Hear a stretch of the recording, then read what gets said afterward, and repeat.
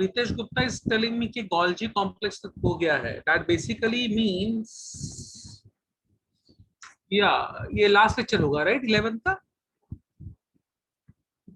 अगर Golgi complex तक हो गया है तो ये लास्ट लेक्चर होना चाहिए 11th का. Okay fine.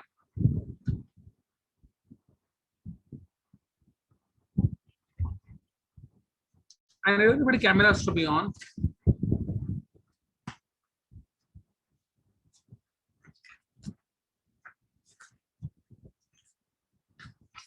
ओके भाई और बहनों, we were talking about cell organelles last time, ऐसा मुझे किसी ने बताया. And you know the rules भाई और बहनों एंड अदर्स. फाइन. चलो आशिया सबाना वो प्रोजेक्ट काफी अच्छे चल रहे हैं. अभी सिर्फ 3 ही दिन हो गए.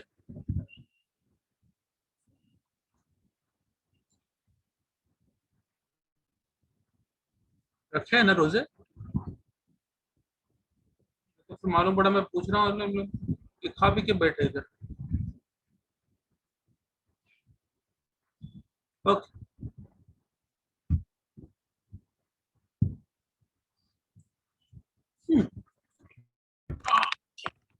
Let's talk about lysosomes, bhai or bhai.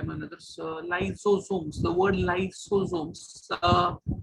Somes basically means body. Chromosomes, ribosomes, lysosomes. सोम्स का मतलब होता है बॉडी. अगर आप याद करो सेल बॉडी को भी सोमा कहते हैं. तो body basically is somes. And lyso word comes from lysis. Lysis का मतलब यहाँ पर होगा ब्रेक डाउन. Break down. इतना भी बोरिंग नहीं था दीदी.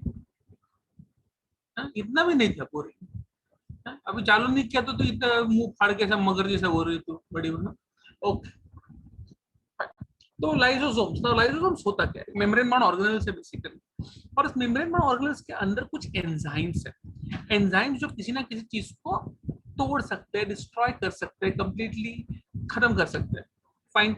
नाउ अगर मैं कार्बोहाइड्रेट्स खत्म कर रहा हूँ, उसको डिस्ट्रॉय कर रहा हूँ, तो उसको हम लोग अमाइलेसिस कहते हैं एंजाइम्स को. प्रोटीन्स को खत्म करता है प्रोटीएसिस कहते हैं. लिपिड्स को खत्म करता है लाइपेसिस कहते हैं.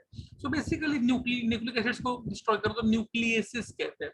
So this basically lysosomes are membrane bound organelles containing enzymes which can destroy or completely hydrolyze is the word actually in science. Hydrolyse कर सकता है, लाइसिस कर सकता है किसी भी चीज का, जिसको तोड़ सकता है.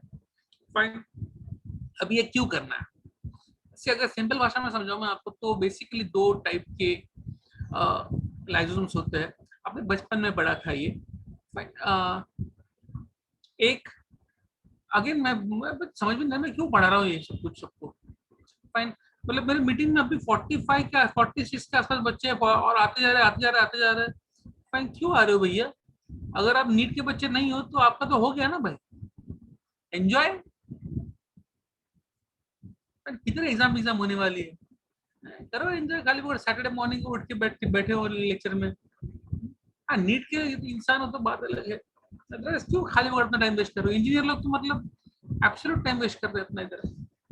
उनको क्या फर्क पड़ता है सेल की तरफ. anyway, so लाइसोसोम 2 टाइप के होते हैं. We can call them suicidal bags और डाइजेस्टिव बैग्स. अरे कितने लोग भाई. I should lock the meeting now भाई. बहुत हो गया. हर टाइम तो मेरा एडमिट करने में जा रहा है. I think I should lock the meeting.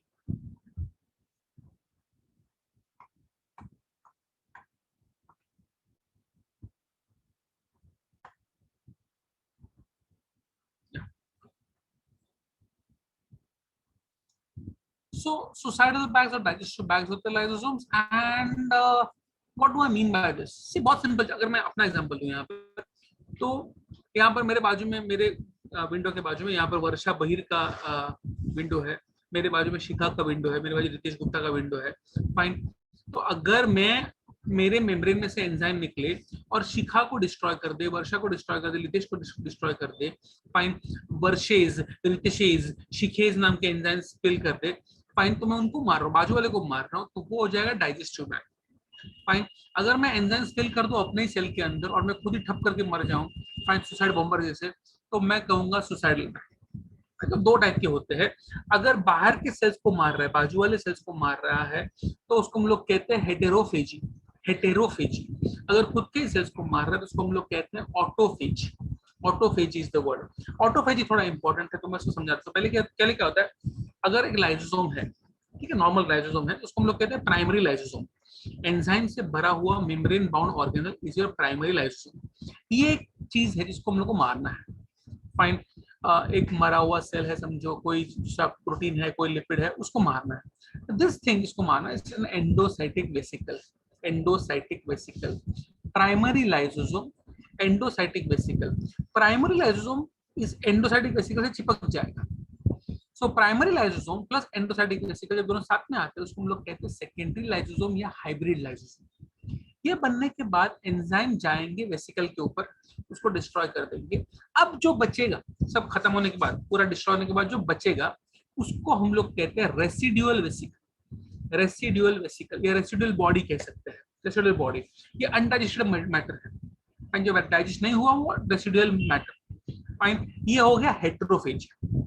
और ऑटोफेजी में क्या होता है, लाइसोसोम सेल्स के बीचों बीच जाता है, एंजाइम छोड़ देता है, पूरा सेल मर जाता है। तो आप बोलोगे ये सब कहां पर करता है, क्यों करता है भाई? एग्जांपल दो, मैं एग्जांपल भी देता हूँ, ठीक है।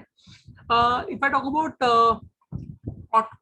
हेटेरोफेजी, आपको मालूम रहेगा ओवम रहता है औरतों में।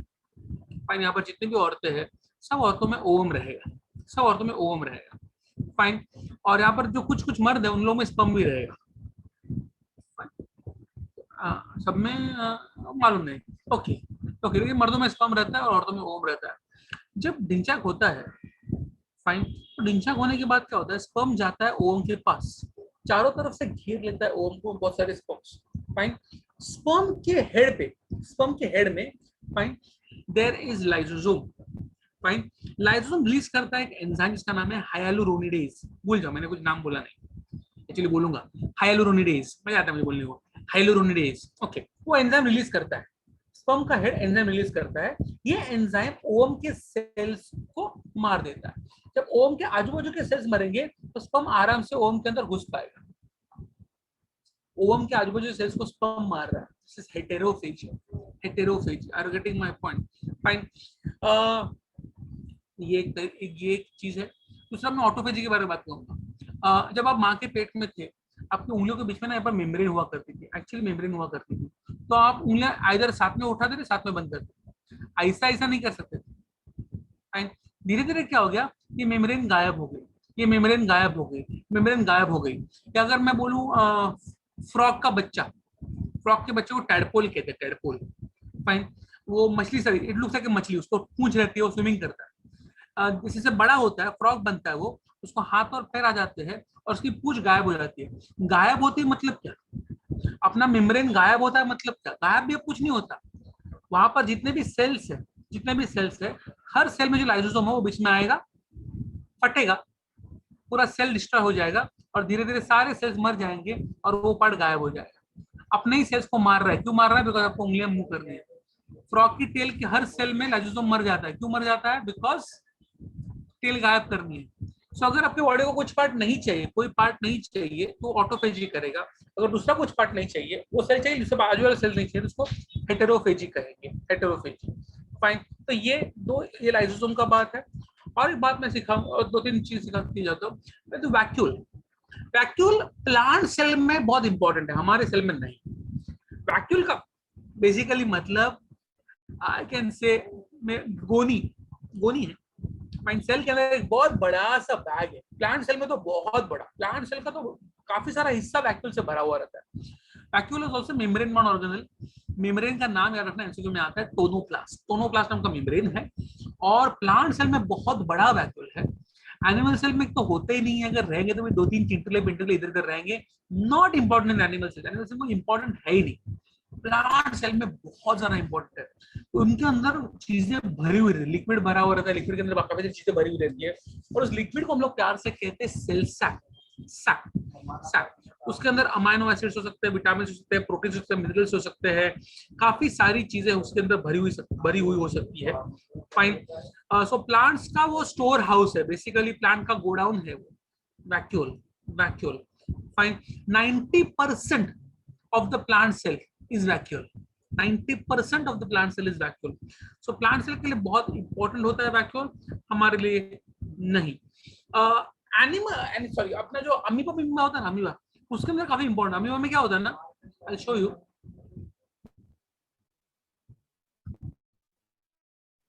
समझो ये एक अमीबा है, ये एक अमीबा है, तो उसमें वैक्यूल रहेगा इधर। खाना समझो है इधर, ये खाना है, ठीक है। तो क्या करेगा, ये वैक्यूल धीरे धीरे इधर मूव होगा, इधर मूव होगा, and this will become a part of the membrane. धीरे धीरे ये जो ये ऐसा ऐसा घूमेगा, इसको अपने आटे में लेगा, ये अंदर चला जाएगा, इस वैक्यूल के अंदर ये चला जाएगा खाना, और ये थोड़ा सा ऐसा दिखना शुरू कर देगा। अभी खाना आ गया इसके अंदर, वैक्यूल के अंदर खाना आ गया, फाइन। सो अगर कुछ खाना है तो भी वैक्यूल के लिए, वैक्यूल उसके लिए यूजफुल है। अगर कुछ बाहर फेंकना है तो भी वैक्यूल से फेंकेगा वो। अंदर कुछ लेना वैक्यूल से लेगा, बाहर कुछ लेना वैक्यूल से लेगा। तो उसको हम लोग अंदर लेने को हम लोग कहते हैं एंडोसाइटोसिस, बाहर फेंकने को हम लोग कहते हैं एक्सोसाइटोसिस। अगर खाना खा रहा है तो फैगोसाइटोसिस, पानी पी रहा है तो pinocytosis. Endocytosis, exocytosis, phagocytosis, pinocytosis, ये होता है अमीबा में, बेसिकली प्रोटिस्टा में, kingdom protista, single cell organism में। फाइन। प्लांट सेल में कुछ नहीं, तो प्लांट सेल स्टोर कर रहा है। लाइसोसोम्स हो गया, माइक्रोबॉडी सॉरी लाइसोसोम्स, वैक्यूल्स हो गया। अभी कुछ चिंटू के बेंटू चार तीन ऑर्गेनल्स करता हूं, उसके बाद मैं आपको पढ़ने को बोलूंगा। फाइन। प्लांट सेल में ना कुछ चिंटू के बेंटू बॉडीज होते हैं, कुछ नहीं याद रखना है उसका, सिर्फ और सिर्फ फंक्शन याद रखना है आपको, कुछ नहीं। सबसे पहले होता है माइक्रो बॉडीज। माइक्रो बॉडीज नाम से मालूम पड़ता है, चिंटुकले पिंटुकले बॉडीज, भाई माइक्रो बॉडीज। उसमें दो है। नंबर एक है स्पीरियोसोम्स। स्पीरियोसोम्स क्या करते हैं, स्पीरियोसोम्स, स्पीरियोसोम्स मोस्टली प्लांट्स में मिलेंगे आपको। कहां पर मिलेंगे, सीड्स में मिलेंगे, सीड्स में। क्या करेंगे सीड्स में, कौन से सीड में मिलेंगे बोलता हूँ, ग्राउंडनट के सीड में मिलेगा, कॉटन के सीड में मिलेगा, और किधर मिलेगा, जो सीड्स आपको तेल देते हैं, तेल, तेल राई में मिलेगा, मस्टर्ड। फाइन। जो तेल देते हैं उसमें मिलेगा, हर सीड में नहीं मिलेगा, वाटाना में नहीं मिलने वाला। फाइन। ऑयल सीड्स जिसमें इसमें मिलेंगे, सोयाबीन में मिलेगा, सोया का तेल, सोयाबीन का तेल निकलता है, राई का तेल निकलता है, करडी का तेल निकलता है, जिसमें तेल निकलता है उसमें मिलेगा आपको। तो क्या कर रहा है, वो फैट्स को स्टोर कर रहा है। याद रखना, spherosomes are basically for synthesis and storage of fat in oil seeds. बात खत्म, सिर्फ फंक्शन पढ़ने हैं आपको। Storage of fat in oil seeds, spherosomes. दूसरा नाम है पेरोक्सिसोम्स। पेरोक्सिसोम्स थोड़ा सा ज्यादा इंपॉर्टेंट है, बुक में अच्छे से नहीं दिया है, लेकिन मैं यहाँ पर चैप्टर पे लिखूंगा। बेसिकली क्या होता है, आपके बॉडी में दो, जो पेरोक्सिसोम्स है वो दो एंजाइम्स बनाता है, दो एंजाइम्स। एक का नाम है कैटालिस, एक का नाम है ऑक्सीडेज। आपके बुक में नाम नहीं है तो मैं आपको लिख के देता हूँ। क्या होता है कि बेसिकली आपके बॉडी में काफी सारे अमाइनो एसिड्स रहते हैं। Amino acids are converted by enzyme catalyst to hydrogen peroxide. Hydrogen peroxide. Amino acids body में ऐसे ही होना बुरी बात है, वो नहीं होनी चाहिए। उसको कन्वर्ट करता है कैटालिस्ट इनटू हाइड्रोजन पेरोक्साइड। लेकिन हाइड्रोजन पेरोक्साइड भी बुरी चीज है। हाइड्रोजन पेरोक्साइड को कन्वर्ट करेगा oxidase into oxygen and water.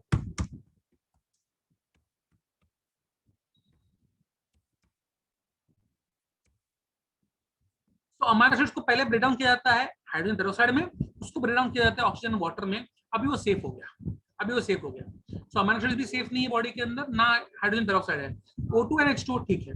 तो ये बेसिकली काम है पेरोक्सीसोम्स का, पेरोक्सीसोम्स का। उतना ही नहीं, आपके लीवर में काफी सारी पॉइजनस चीजों को डीपॉइजन करता है, कैसे। सो बेसिकली टॉक्सिक चीजों को थोड़ा सा कम करता है, उसको डिटॉक्सिफाई करता है पेरोक्सीसोम्स आपके लीवर के अंदर। लीवर के अंदर काफी इंपॉर्टेंट काम करता है। और एक चीज है ग्लायोक्सीसोम्स।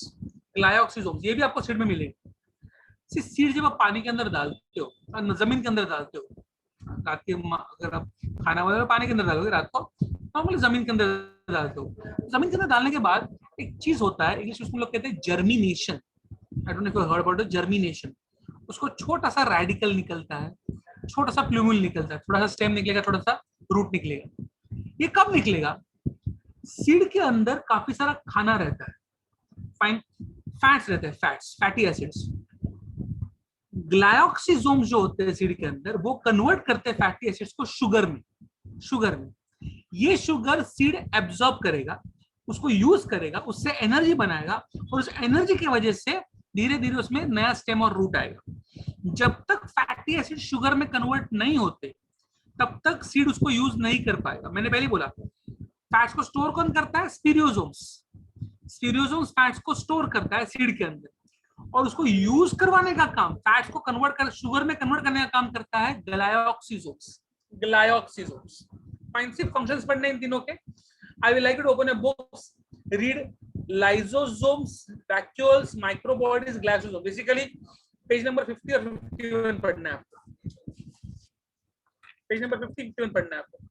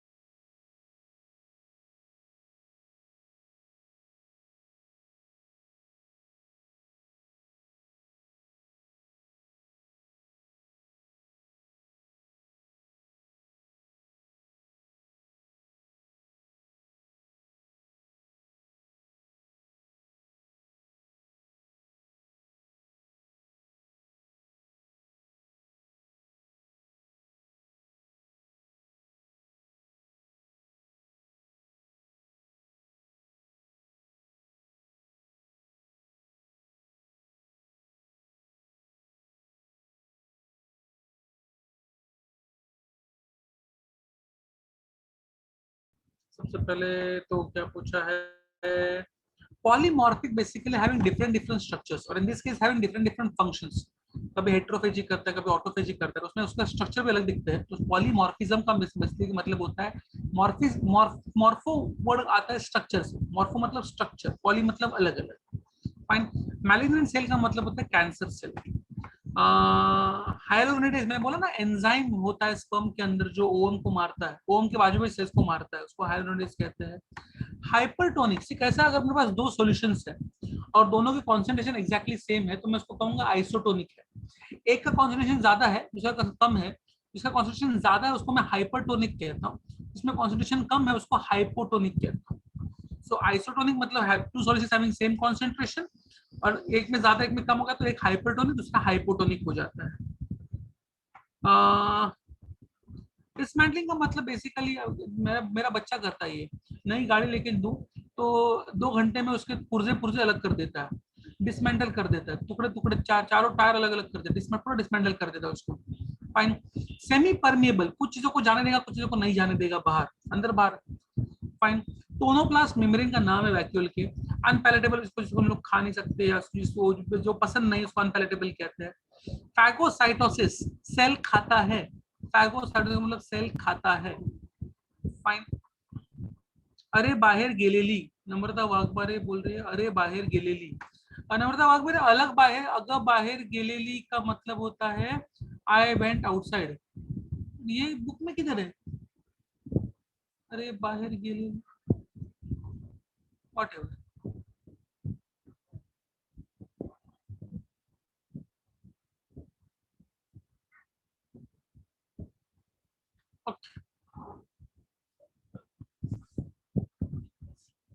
टू मोर ऑर्गेनल्स जो हम लोग पढ़ चुके हैं इसके पहले। एक ऑर्गेनल है जो तुम लोग ऊपर थी now, we have done two chapters हम लोग ने किए हैं, फोटोसिंथेसिस और रेस्पिरेशन, इफ यू रिमेंबर।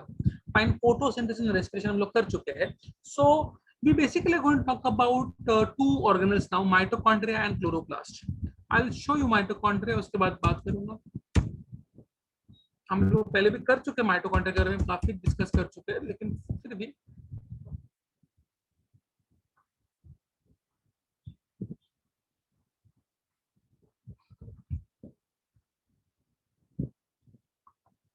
सिर्फ माइटोकॉन्ड्रिया जो होता है वो आपके सेल्स में काफी सारे होते हैं और रेस्पिरेशन करने में बहुत हेल्प करते हो। और इसमें 1 सेकंड ना, एक अच्छा वाला होना चाहिए।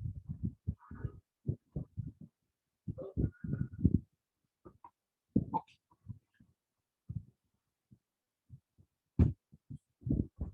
बड़ा क्यों नहीं हो रहा है यार। Fine. So mitochondria is A double membrane structure, दो वॉल्स रहते हैं इसमें, एक बाहर की वॉल एक अंदर की वॉल। और बाहर की वॉल बहुत नॉर्मल है, लेकिन अंदर की वॉल में देखो आप बहुत सारे फोल्ड दिखेंगे, आपको काफी सारे फोल्ड दिखेंगे। Each fold over here is called as crista, crista. So there are lots of cristae over here. Fine. So अंदर के फोल्ड में काफी फोल्ड्स है, क्रिस्टे। और जो ब्लू वाला चीज दिख रहा है अंदर के फोल्ड में, उसको मैट्रिक्स कहते हैं। मैट्रिक्स के अंदर थोड़ा राइबोसोम्स है, थोड़े ग्रैन्यूल्स है, वेरी वेरी इंपॉर्टेंट थोड़ा सा डीएनए है, ये बहुत इंपॉर्टेंट है। न्यूक्लियस के अलावा सिर्फ माइटोकॉन्ड्रिया और क्लोरोप्लास्ट के अंदर खुद का डीएनए रहता है। Fine. And that is why mitochondria and chloroplast are called as semi autonomous organelles. Semi autonomous because उनके अंदर खुद का डीएनए है। फाइन। वो अपने आप को थोड़ा कंट्रोल कर सकते हैं, बाकी सारे ऑर्गेनल्स को कंट्रोल करता है न्यूक्लियस। फाइन।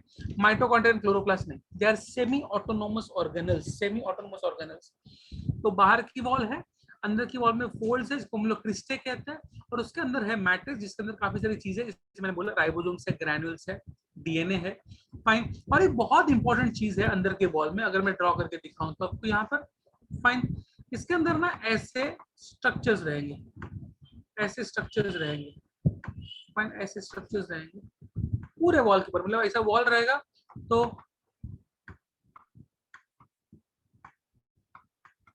इसको हम लोग कहते हैं ऑक्सीजोम्स, ऑक्सीजोम्स कहते हैं इनको।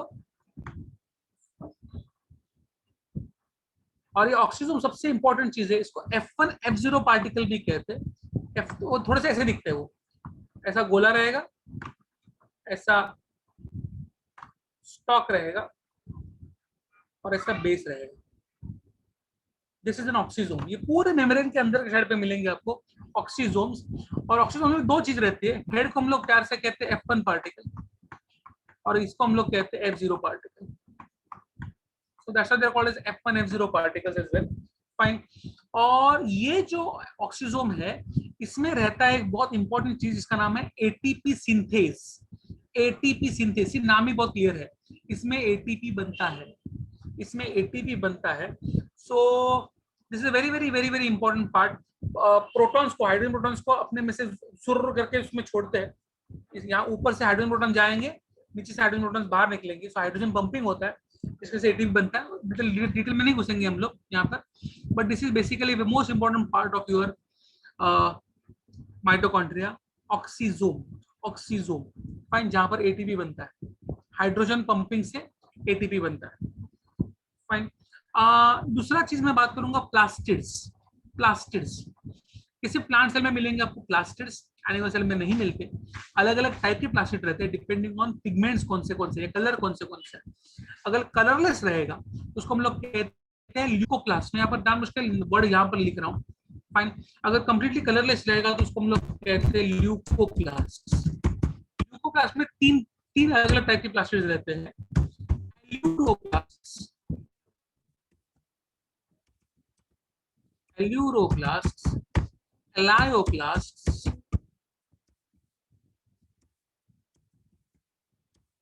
And amyloplast.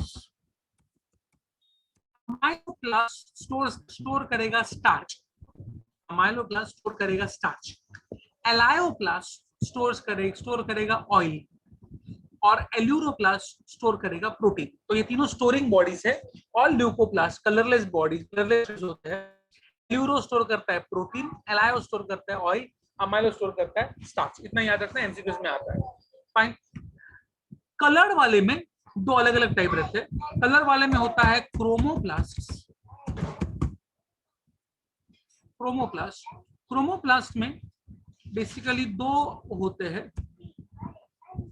अगर रेड वाले हैं, रेड और ऑरेंज है, तो उनको हम लोग कहते हैं कैरोटीन्स। और अगर येलो वाले हैं तो उसको हम लोग कहते हैं ज़ैंथोफिल्स। हम लोग पढ़ चुके हैं इसके बारे में फोटोसिंथेसिस चैप्टर। फाइन। ये रेड और ऑरेंज कलर देगा कैरोटीन, येलो कलर देगा ज़ैंथोफिल, और ग्रीन कलर वाले जो होते हैं उनको हम लोग प्यार से कहते हैं क्लोरोप्लास्ट। क्लोरोप्लास्ट के अंदर पिगमेंट होता है क्लोरोफिल। क्लोरोफिल। फाइन। क्लोरोप्लास्ट दिखता कैसा है ये भी हम लोग पढ़ चुके हैं इन फोटोसिंथेसिस, लेकिन फिर भी पेपर दिखा देता हूँ।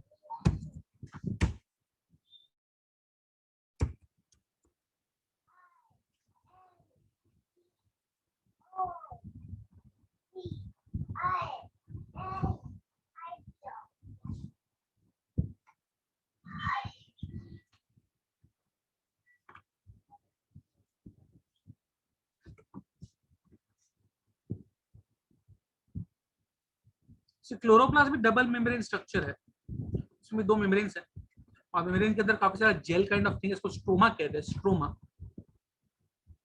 सो दो मेम्ब्रेन्स है, उसके अंदर लिक्विड और gel kind of gels basically है, इसको स्ट्रोमा कहते हैं। और स्ट्रोमा के अंदर से कॉइन्स के बंचेस है। देखो ये तोड़ के दिखाया, लेकिन एक्चुअली पूरा का पूरा कॉइन रहता है। 7 से 8 या कभी कभी 10 कॉइन के बंच रहते हैं। Fine. Each bunch is called as granum. Each bunch is called as granum. So बहुत सारे बंचेस इसको ग्राना कहते हैं, grana. And each coin in the granum is called as thylakoid. Thylakoid कहते हैं इसको। हर कॉइन को थाइलाकॉइड कहते हैं। थाइलाकॉइड के बंचेस को ग्रैनम कहते हैं। ऐसे बहुत सारा ग्राना रहेंगे जिसको कनेक्ट करता है ये लैमेला। ये लैमेला कनेक्ट करते हैं उनको। फाइन। ये हम लोग पढ़ चुके हैं, क्लोरोप्लास्ट फोटोसिंथेसिस चैप्टर हम लोग पढ़ चुके हैं। फाइन। और थाइलाकॉइड के अंदर होता है क्लोरोफिल नाम का पिगमेंट, जो सनलाइट को एब्जॉर्ब कर बाद में खाना बनाएगा। वो हम लोग अगेन ऑलरेडी डन दैट। तीसरा organelle before I go ahead is ribosomes. Ribosomes से कैसा होता है, जैसे मैं आप हमेशा बोल चुका हूँ, वापस एक बार बोलता हूँ। अगर मैं बोलूंगा तो अमिताभ, तब क्या बोलोगे? अमिताभ। तो बच्चे नहीं आता है भाई। फाइन। अमिताभ गुप्ता, अमिताभ पांडे नहीं बोल, अमिताभ बच्चन।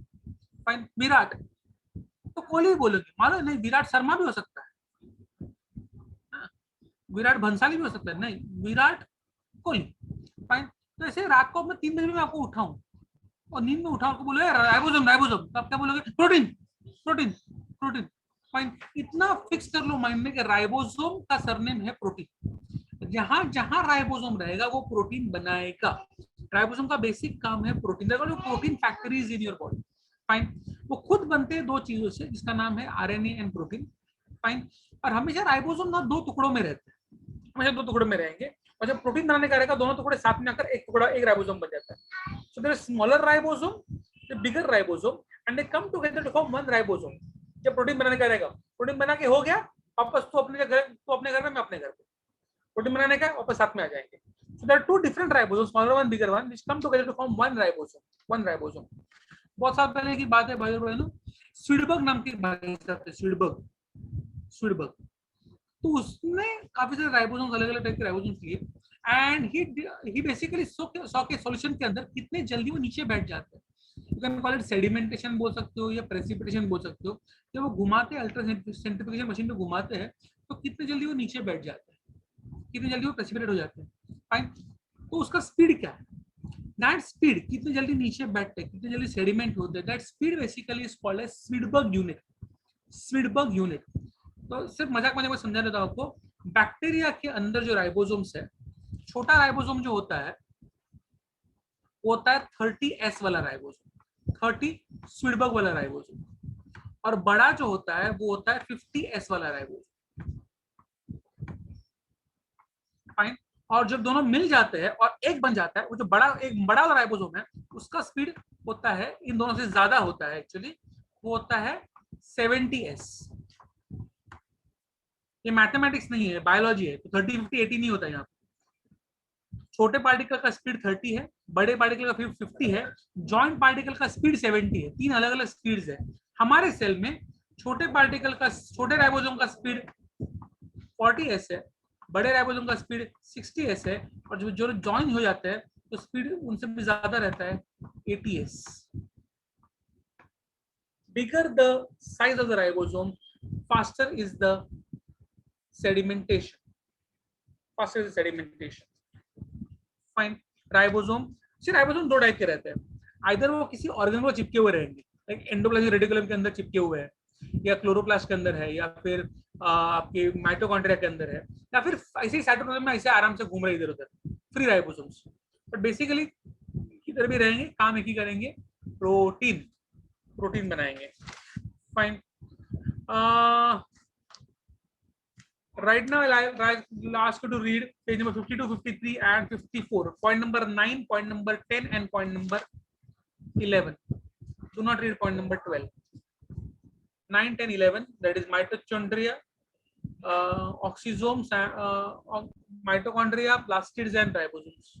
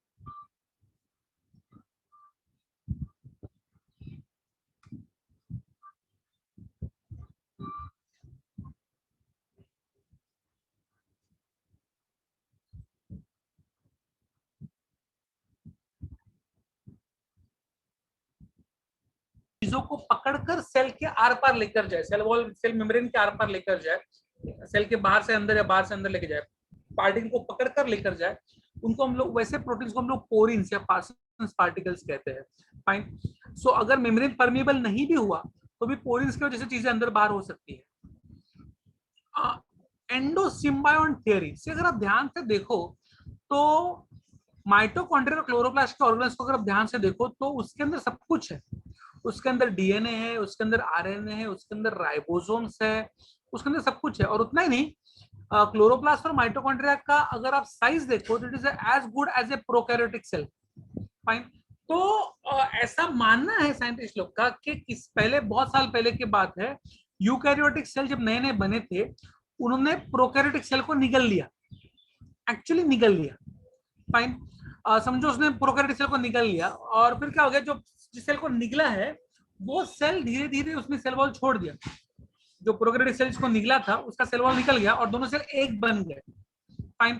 सिमिलरली अगर यूकैरियोटिक सेल ने अगर एक फोटोसिंथेटिक प्रोकैरियोटिक सेल को निगला होगा, फाइन, उसका सेल वॉल वो दोनों एक हो गए रहेंगे, तो जो अंदर जो प्रोकैरियोटिक सेल अभी अंदर है यूकैरियोटिक सेल के, वो प्रोकैरियोटिक सेल माइटोकॉन्ड्रिया बन गया, वो प्रोकैरियोटिक सेल क्लोरोप्लास्ट बन गया। So actually अभी क्लोरोप्लास्ट और mitochondria are not organelles, they are actually prokaryotic cells which are inside the eukaryotic cell। अभी वो एक बनकर रह रहे हैं, एक बनकर रह रहे हैं, जिसको कहते हैं एंडोसिम्बायोन, सेल के अंदर साथ में रह रहे हैं। So chloroplast and mitochondria are actually considered to be primitive prokaryotic cells but not cell organelles। Pancreatic मतलब pancreas, स्वादुपिंड।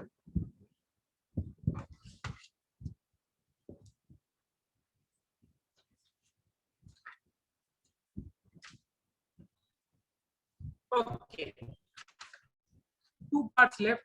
I'll go for second last part, nucleus भाई और बहनों। The most important, अगर मैं बोला आपका सेल एक कंप्यूटर है तो आपका न्यूक्लियस जो है वो उसका सीपीयू है, उसका सीपीयू है। अब कैसा दिखता है nucleus, let me show you nucleus, nice nucleus आपको दिखा देता हूँ। वी आर यूकैरियोट्स, तो हम लोग को बहुत अच्छा न्यूक्लियस रहता है।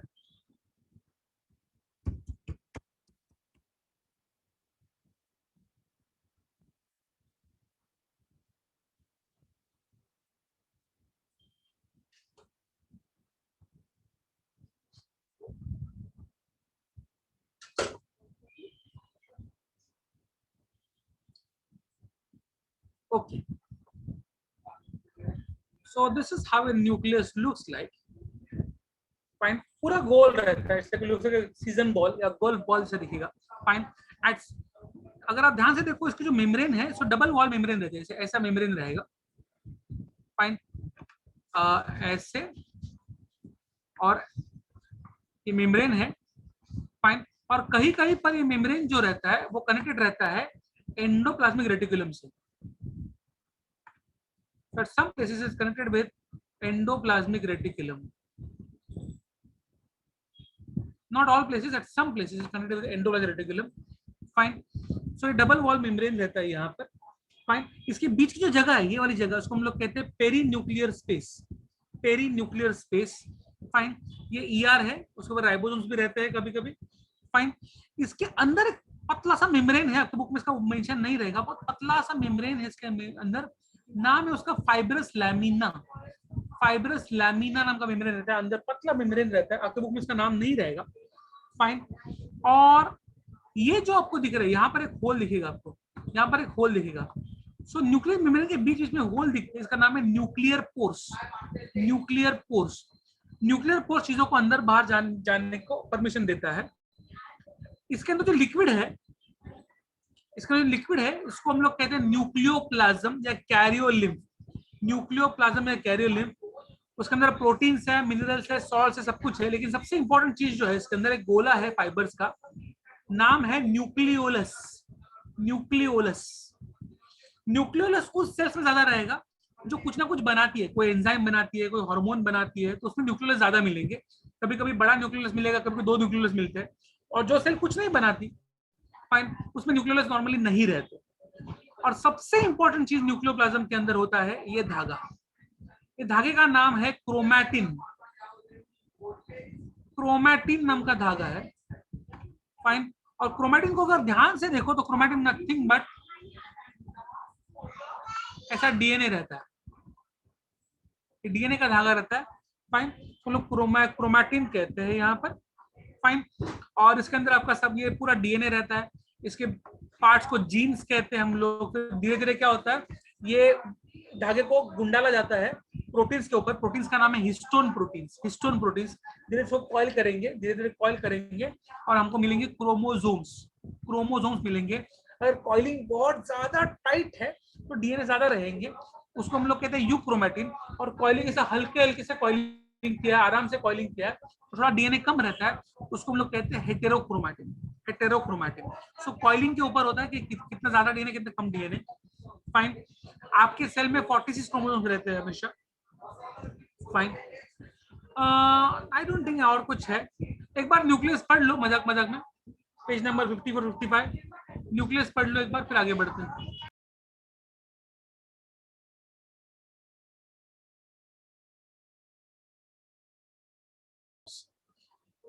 न्यूक्लियोलस का सबसे इंपॉर्टेंट काम होता है formation of ribosomes. And more ribo, जहां पर सिंथेसिस ज्यादा होगा वहां पर राइबोसोम्स की जरूरत ज्यादा पड़ती है, इसलिए मैं बोला जो सिंथेसिस करेंगे वहां पर न्यूक्लियोलस ज्यादा रहेगा। इनकॉन्स्पिक्यूअस का बेसिकली मतलब ना के बराबर, दिखता ही नहीं है। फाइन, होता ही नहीं है, दिखता ही नहीं है, बहुत छोटे हैं, तो इसको इनकॉन्स्पिक्यूअस कहते हैं। ऊसाइड का मतलब ओवम होता है, ऊसाइड का मतलब ओवम।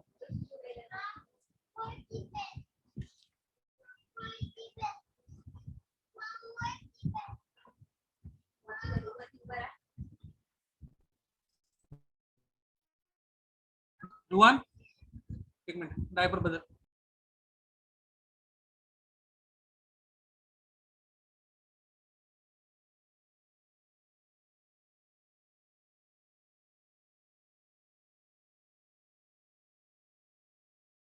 जो बनते हैं फाइब्रस प्रोटीन से, फाइब्रस प्रोटीन से, ये तीनों सेल को एक शेप या मजबूती देने का काम करेंगे। Will talk about cilia and flagella. Cilia and flagella, छोटे छोटे बाल अगर रहेंगे लोकोमोशन के लिए उसको सीलिया कहते हैं, एक बड़ा सा बाल अगर रहेगा लोकोमोशन के लिए उसको हम लोग फ्लैजेला कहते हैं। फाइनली शो यू फ्लैजेला, फिर बात करते हैं फ्लैजेला के बारे में।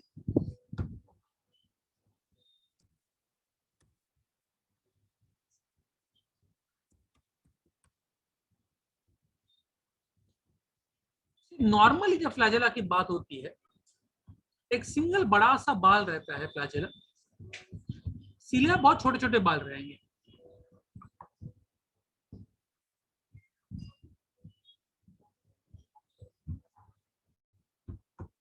ऐसे कुछ रहता है, ये सीलिया है, ये फ्लैजेला है। सीलिया छोटा है, फ्लैजेला काफी लंबा रहता है। फाइन, दोनों में एक बेसल बॉडी रहती है, यहाँ पर एक बेसल बॉडी रहेगी, एक मेन बेसल बॉडी रहेगी, इसको हम लोग बेसल प्लेट कहते हैं। फाइन, और फिर ये लंबा जो है उसको शाफ्ट कहते हैं, शाफ्ट, ये शाफ्ट घूमता है। फाइन, ये basal body act like a motor, basal plate will hold the shaft to the basal body and this shaft will then move करके, तो वो सेल आगे बढ़ेगा, या जो कोई सेल के अंदर फ्लैजेला है वो आगे बढ़ेगा। अब फ्लैजेला का स्ट्रक्चर अगर देखना है तो बहुत इंटरेस्टिंग स्ट्रक्चर होता है फ्लैजेला का, I will show you that as well.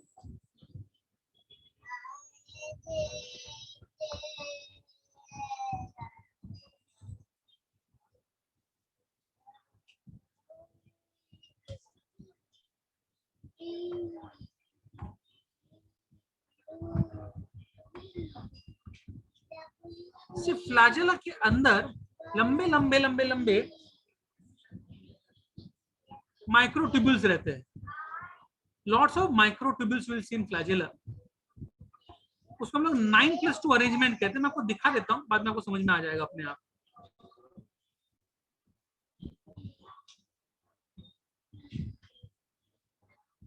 ये देखो, it looks something like this. अगर आप ध्यान से देखो तो पेरीफेरी पे, पेरीफेरी मतलब साइड पे, साइड मतलब पेरीफेरी पे दो ट्यूब्स के, यहाँ पर देखो एक बड़ा ट्यूब, एक छोटा ट्यूब, बड़ा ट्यूब छोटा ट्यूब, ऐसे 9 ट्यूब्स है। देखो लंबा सा लाइन, पूरा लंबा ट्यूब है। Fine, one big tube, one small tube, उसको हम लोग कहते हैं डबलेट, डबलेट कहते हैं। ऐसे 1 2 3 4 9 डबलेट्स है, पेरीफेरी पे 9 डबलेट्स है। और बीच में दो सेपरेट ट्यूब्स है, that's what is called as 9+2, 9+2 arrangement कहते हैं इसको। और बीच के दो जो है they are covered by another membrane over here, इसका नाम है एक्सोनीम, एक्सोनीम। फाइन, एक्सोनीम नाम का बीच का ये है। फाइन, यहाँ पर एक्सोनीम का ये अलग गलत दिखा है, ये बाहर वाला शीट, बाहर वाले कवरिंग को कहते हैं शीट, शीट, बाहर वाले कवरिंग को कहते हैं शीट, SHEATH, और अंदर के दो को जो कवर करता है उसको हम लोग कहते हैं एक्सोनीम। और ये जो चीजें दिख रहे हैं, रॉड दिख रहे हैं जो कनेक्ट कर रहे हैं एक्सोनीम को बाहर के डबलेट से, इसको हम लोग कहते हैं रेडियल स्पोक्स, रेडियल स्पोक्स। तो वापस एक बार यहां पर अगर मैं दिखाऊं ऐसे, तो बीच में दो ट्यूब्स है which are covered by something called as axoneme. बाहर कपलेट्स है, एक बड़ा, एक छोटा, एक बड़ा, एक छोटा, ऐसे 9 है, एक बड़ा एक छोटा, ऐसे 9 है, and they are connected to the exonym by radial spokes, ऐसे radial spokes रहते हैं, and the whole thing is covered by a sheath, sheath।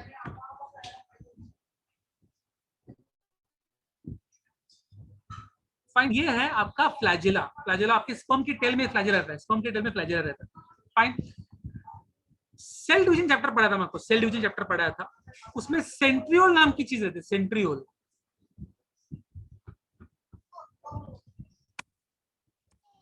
How do the centriole look like? बहुत सिमिलर रहता है फ्लैजिला और सेंट्रियोल का structure. Centriole में दो ऐसी चीजें रहती है, आई शो यू, ये देखो,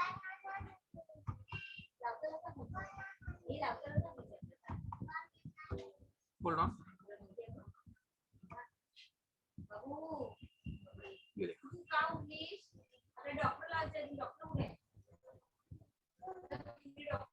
सेंट्रियोल में दो टुकड़े रहते हैं परपेंडिकुलर टू ईच अदर, ऐसे ऐसे, और जो सेल डिवीजन होगा तो एक अलग अलग हो जाएंगे, एक सेंट्रल नॉर्थ पोल पे जाएगा, सेंट्रल साउथ पोल पे जाएगा, तो ये अलग जाएगा, ये नॉर्थ पोल पे जाएगा, साउथ पोल पे जाएगा, और स्पिंडल फाइबर निकालेगा, स्पिंडल फाइबर। फर्क क्या है इसमें और फ्लैजिला में? फ्लैजिला में बाहर के साइड पे दो दो ट्यूब्स थे, यहाँ पर 3-3 के रो है, 3-3, 9x3 है, वहां पर 9x2 थे। फाइन, और बीच में दो ट्यूब थे, यहाँ पर बीच में कुछ नहीं, बीच वाले देखो हब कहते हैं, हब, हब। तो यहाँ पर 3-3 के 9 रोज है, और बीच में हब कहते हैं, hub. Fine, I like you to read this please, I will like you to read 13 and पूरा 13 till the end of the chapter, 13 till the end of the chapter.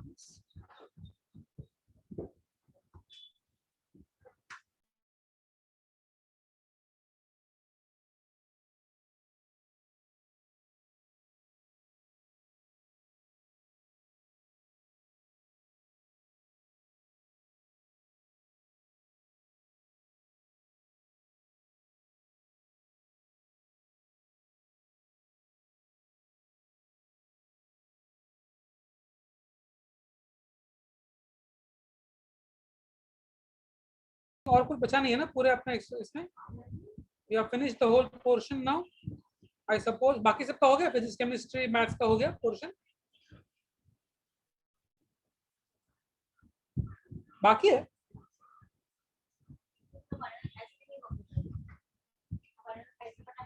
क्या पोर्शन में क्या बाकी है? मतलब आधा पोर्शन में निकाल दिया 11 के लिए, 12 का भी अभी क्या मालूम क्या कितना कोरोना कब तक रहेगा, उसके ऊपर डिपेंड होगा अभी 12 में कितना बरतते हैं, कितना निकालते हैं। Okay, no problem, I am not going to wait for anybody. अपना एक बार चेक कर लो अब सब कुछ हुआ है कि नहीं। अगर कुछ बचा रहेगा तो फिर मोहिनी मैडम से या फिर ऐसा कैसे बोल देना कि ये पार्ट नहीं हुआ करके। फाइन, मैंने से कुछ नहीं हुआ, मतलब स्टार्टिंग से नहीं हुआ, बीच में आप सर मैंने तो जनवरी में ज्वाइन किया, हम लोग का तो कुछ नहीं हुआ ऐसा, वो सब अलग बात है। फाइन, कॉकरोच कंप्लीट है ही नहीं भाई, कॉकरोच में सिर्फ एक ही पैराग्राफ है, तो मैंने कर दिया था।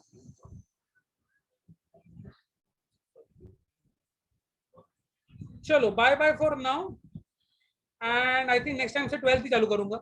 कुछ बचा रहेगा तो प्लीज मोहिनी मैडम से और इनसे बोल देना, रविंद्र सर से।